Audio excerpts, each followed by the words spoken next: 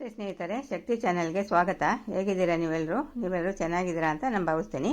ಇವತ್ತು ನಾನು ಮಾಡಿ ತೋರಿಸಿರೋ ರೆಸಿಪಿ ಕ್ಯಾರೆಟ್ ಹಲ್ವಾ. ತುಂಬಾ ಸುಲಭವಾಗಿ ರುಚಿಯಾಗಿ ಇವಾಗ ನಾನು ಹೇಗೆ ಮಾಡೋದು ಅಂತ ನಾನು ತೋರಿಸ್ಕೊಡ್ತೀನಿ.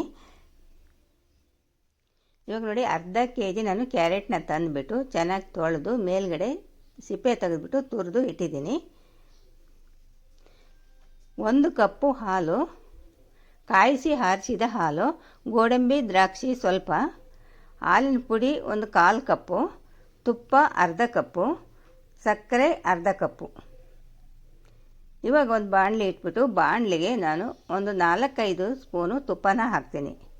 ತುಪ್ಪ ಬಿಸಿ ಆದಮೇಲೆ ನಾವು ಕ್ಯಾರೆಟ್ನ ತುರಿದಿಟ್ಕೊಂಡಿದ್ದೀವಲ್ಲ, ಆ ಕ್ಯಾರೆಟ್ನ ಹಾಕಬೇಕು.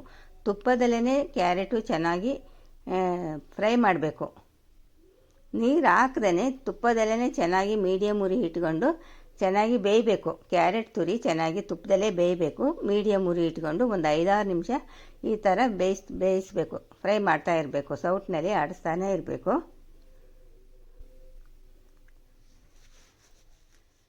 ಈಗ ಮುಚ್ಚಿಬಿಟ್ಟು ಒಂದು 4-5 ನಿಮಿಷ ಚೆನ್ನಾಗಿ ಫ್ರೈ ಆಗಲಿ. ಆವಾಗವಾಗ ಮುಚ್ಚಳ ತೆಗೆದುಬಿಟ್ಟು ಈ ಥರ ಮಿಕ್ಸ್ ಮಾಡ್ತಾಯಿರಿ.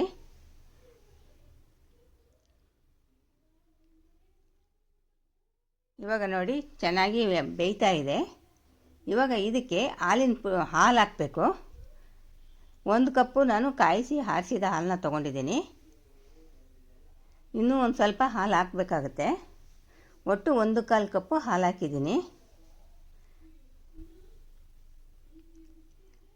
ಹಾಲು ಹಾಕಿದ ಮೇಲೆ ಮುಚ್ಚಳ ಮುಚ್ಚಿಬಿಟ್ಟು ಒಂದು 2-3 ನಿಮಿಷ ಬೇಯಿಸಿ.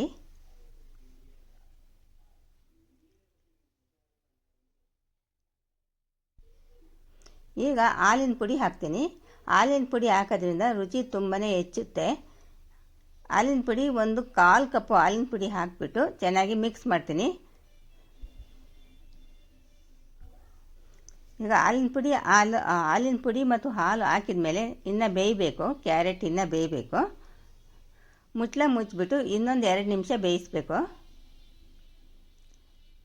ಇವಾಗ ನಾವು ತುಪ್ಪದಲ್ಲಿ ಗೋಡಂಬಿ ದ್ರಾಕ್ಷಿ ಬಾದಾಮಿನ ಕರಿಬೇಕು. ತುಪ್ಪ ಬಿಸಿ ಆದಮೇಲೆ ಗೋಡಂಬಿ ಬಾದಾಮಿ ಮತ್ತು ದ್ರಾಕ್ಷಿ ನಾನು 3 ಥರ ನಟ್ಸ್ನ ತೊಗೊಂಡಿದ್ದೀನಿ.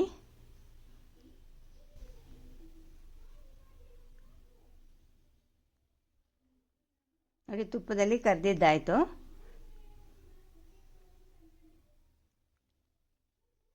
ಇವಾಗ ಇಲ್ಲಿ ಗಟ್ಟಿ ಆಗ್ತಾ ಇದೆ. ಕ್ಯಾರೆಟ್ ಹಲ್ವಾ ಗಟ್ಟಿ ಆಗ್ತಾ ಇದೆ. ಇದಕ್ಕೆ ನಾನು ಕೋವಾ ಹಾಕ್ತೀನಿ, ಸಪ್ಪೆ ಕೋವಾ ಹಾಕ್ತೀನಿ.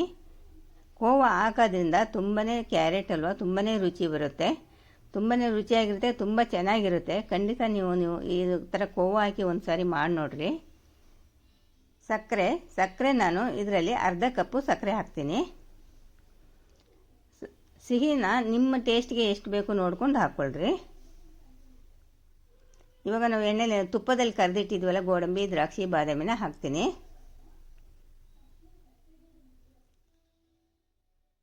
ಇವಾಗ ಚೆನ್ನಾಗಿ ಮಿಕ್ಸ್ ಮಾಡಬೇಕು. ಎಲ್ಲದು ಮೀಡಿಯಮ್ ಉರಿ ಇಟ್ಕೊಂಡು ಚೆನ್ನಾಗಿ ಮಿಕ್ಸ್ ಮಾಡಿರಿ. ಕ್ಯಾರೆಟ್ ಕೂಡ ಬೆಂದಿದೆ, ಚೆನ್ನಾಗಿ ಆಗಿದೆ. ಕ್ಯಾರೆಟ್ ಹಲ್ವಾ ತುಂಬ ಚೆನ್ನಾಗಿ ಆಗಿದೆ ನೋಡಿರಿ. ಕ್ಯಾರೆಟ್ ಕೂಡ ಬೆಂದಿದೆ, ಗಟ್ಟಿ ಕೂಡ ಆಗಿದೆ. ಸುತ್ತ ತುಪ್ಪ ಕೂಡ ಬಿಟ್ಕೊತಾ ಇದೆ. ರೆಡಿ ಆಯಿತು. ಕ್ಯಾರೆಟ್ ಹಲ್ವಾ ರೆಡಿ ಆಯಿತು. ತುಂಬಾ ಚೆನ್ನಾಗಿರುತ್ತೆ, ಬೇಗ ಕೂಡ ಮಾಡ್ಬೋದು. ಸಾಮಾನ್ಯವಾಗಿ ಸಣ್ಣ ಫಂಕ್ಷನ್ಗಳಲ್ಲಿ ಇದನ್ನು ಸ್ವೀಟ್ನ ಮಾಡ್ತಾರೆ, ತುಂಬ ಚೆನ್ನಾಗಿರುತ್ತೆ. ಖಂಡಿತ ನಿಮ್ಮ ಮನೇಲಿ ನೀವು ಒಂದು ಸಾರಿ ಟ್ರೈ ಮಾಡಿರಿ.